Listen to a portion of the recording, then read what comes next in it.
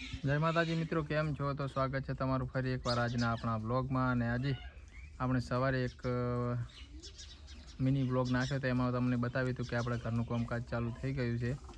ત્યારે આપણે હજી તો નાનું એવું કામકાજ ચાલુ હતું, પરંતુ હવે એનું કોપિંગ ભરવાનું હતું, એ ગોઠવવાનું કામકાજ ચાલુ થઈ ગયું છે. તો બન્યા રહેજો આપણા બ્લોગમાં, તમને બતાવું કે કેવું ચાલે છે કામકાજ. તો મિત્રો જુઓ, આ બાજુ પણ કામકાજ ચાલુ થઈ ગયું છે અને માણસો કામકાજે લાગી ગયા છે. આપણે જો આ બાજુ આ ઈંટોનો ફેરો અત્યારે બીજો એક આવી ગયો છે, આ પડીતી ને કાર્યો બીજો આવ્યો અને હજી એક આવે છે.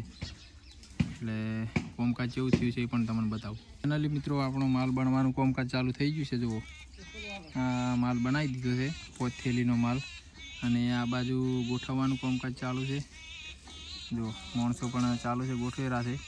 અને આ બાજુ માલ બનેલો છે ને કેવું ગોઠવાયું છે બતાવું તમને.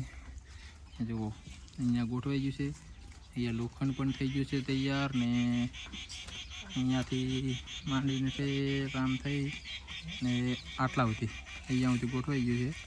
અને નજીકથી બતાવું કે આ બાજુ છે આપણે આ ભાગ છે આપણે હોલનો, આ બાજુ છે રૂમ, એ બાજુ છે રસોડું. અને આ છે અમારે કારીગરો કામ કરી રાખી. જો આ બાજુ પણ ગોઠવાઈ ગયું છે, શિલાહારીનું બધું બની ગયું છે. અને માલ ગોઠવવાનું કામકાજ ચાલુ છે. થોડી વારમાં માલ તૈયાર થાય એટલે આપણે ભરવાનું કામકાજ કરી દઈશું ચાલુ. માલ હજી પલળેલો છે, હજી આટલો પલળ્યો છે. આ બાજુ કોરું છે, આ પલળી જાય કમ્પ્લીટ થઈ જાય એટલે આપણે ભરવાનું જ કરશે ચાલુ. હા જો આ બાજુ પણ ગોઠવાઈ ગયું છે. અહીંયાથી માંડીને ઠેક આ છે આપણો હોલ. પહેલાં ફરી બતાવ કે એ આ રસોડું છે. આ જે સામે પેલા એ આટલાથી મોડીને આ ભાગનું રસોડું, અને આટલાથી મોડી અને એ ભાગનો જે છે એ રૂમ છે.